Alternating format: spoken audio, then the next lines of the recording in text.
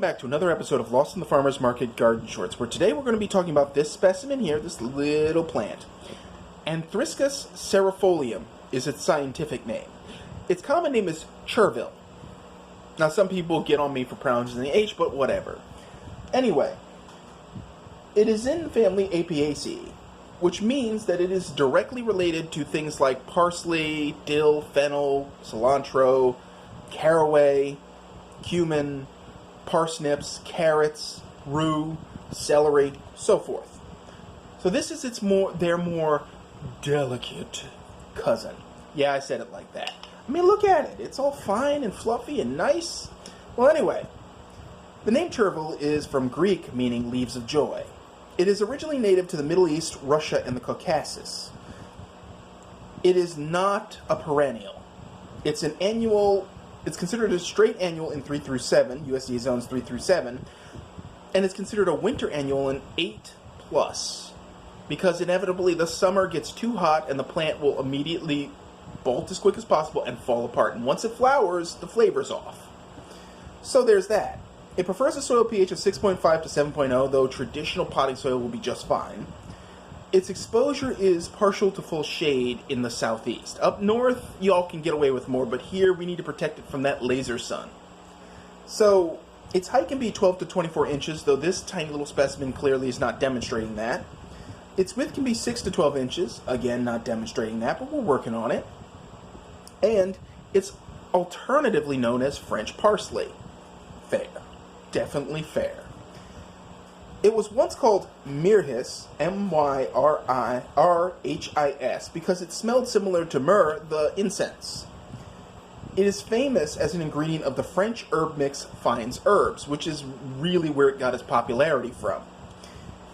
The name Chervil itself is Anglo-Norman, which derives from Latin, caerphylla, or coerphilum, which then derives from ancient Greek, Cheirophyllon, or leaves of joy.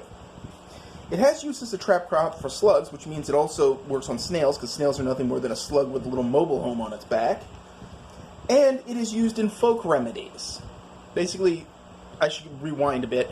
Trap crops are plants you plant specifically to attract pests to a certain location so you can eradicate them en masse.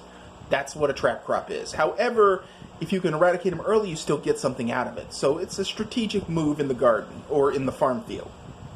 Now, as for the folk remedies, I always recommend you consult your medical doctor or a licensed practitioner before you start snorting this stuff up your nose to cure God knows whatever. Now, here's why. This plant, much like other plants in the family, can cause what's called photodermatitis. The sap can cause the skin to be hypersensitive to sunlight. Consuming them can cause this in some people, where it's just, you consume it and you get patches of photodermatitis as a result. Photodermatitis is when the skin, for whatever reason, either through chemical agent or sap of a plant or whatever, becomes hypersensitive to the sun, and what you get is a turbo sunburn. It's almost like actually being burned by heat. It's really unpleasant. I've had it. I would not recommend it at all.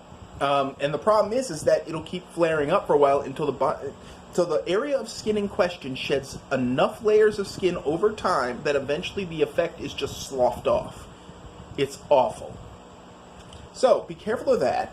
And that's all I have for you in the case of Chervil. Now, I do recommend it for your garden because it is a unique and pretty, I mean, look at these fluffy fronds. It's almost like a fern. So you could probably grow it as a short-lived substitute fern. It takes the same care as parsley, which is regular water, regular fertilizer. It doesn't live as long, obviously. It is an annual.